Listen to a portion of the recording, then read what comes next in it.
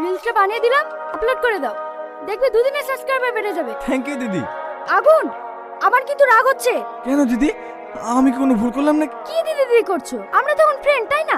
নাম ধরে ডাকো। ও ঠিক আছে, দুটো মিষ্টি দিই। আমাদের ভোলাদের দোকানের মিষ্টি খুব টেস্টি। একটা দাও। আরে আরে, কোথায় দিচ্ছ? খাইয়ে দাও। কি গো, তুমি দাঁড়িয়ে আছো কেন? নবদ্বীপ থেকে যে দৌড় ভাটিলে আসলাম, ফ্রিজে ভরা আছে, যাও লাইসো। যাচ্ছি। তুমি এখানে পড়ে আছো কেন? কলকাতায় আসো, আমার সাথে দুই একটা নাটকে অভিনয় করলে তুমিও ভাইরাল হয়ে যাবে। সত্যি বলছো তো? হ্যাঁ, দাও তোমার মোবাইলটা দাও। আমার পার্সোনাল নাম্বার সেভ করে দিলাম, রাতে কল করবে। ঠিক আছে। নবদ্বীপের দই একটু দিই। না না, আমি আর খেতে পারবো না। ম্যাডাম, আমাদের এবার লেট হয়ে যাচ্ছে, 6টার সময় বাড়ির সাথে প্রোগ্রাম আছে। হ্যাঁ হ্যাঁ, আমরা এখন বেরোবো, রাতে তোমার সঙ্গে কথা হবে।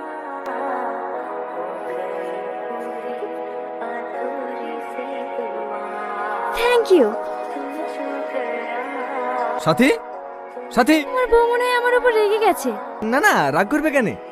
তুমি আসতে ওই তো সব থেকে বেশি খুশি। সত্যিই তুমি অনেক সরল। চলো, আমাকে গাড়ি পর্যন্ত ছেড়ে দাও। তুমি তুহিনের সামনে ওরকম ব্যবহার করলি কেন? ওরকম ব্যবহার করেছি বলে তোমার কষ্ট হচ্ছে? আর কষ্ট হবে না। আমি আজকেই মায়ের বাড়ি চলে যাচ্ছি, তারপরে তুমি ঢোলাঢুলি করো, কোলাকুলি করো, যা খুশি তাই করো। তোমাকে কেউ কিছু বলতে আসবে না। কি বলতে বলছো? আমি বলতে বলছি না, নাম্বার তো নিয়ে নিয়েছি, এবার প্রেম করি হোটেলে যাবে। সাথী, ওই তুই আমার গায়ে হাত তুললি, আমি আর এই বাড়িতে 1 সেকেন্ড থাকবো না। থাক তুই তোর বাড়িলি। সাথী, সাথী। দাদা, কফি। আরে বসো, তুমি এত ব্যস্ত হয়েছো কেন? গ্রামের লোক সব ভেঙেছে বিশুদের সাথে ছবি তোলার লেগে। মেন গেটে তালা মেরে দে, রিলসটা বানিলে তারপর ছবি তুলবে। প্রচুর ফ্যান ফলোয়ার্স আমার, যেখানে যাই সেখানে ভিড় লেগে যায়।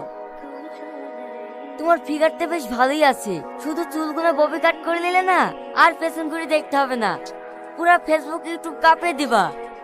হে দাদা, সব রেডি হয়ে গেছে, চলে রিলসটা বানাও। যাও, একটা মডার্ন ড্রেস পরে আসো।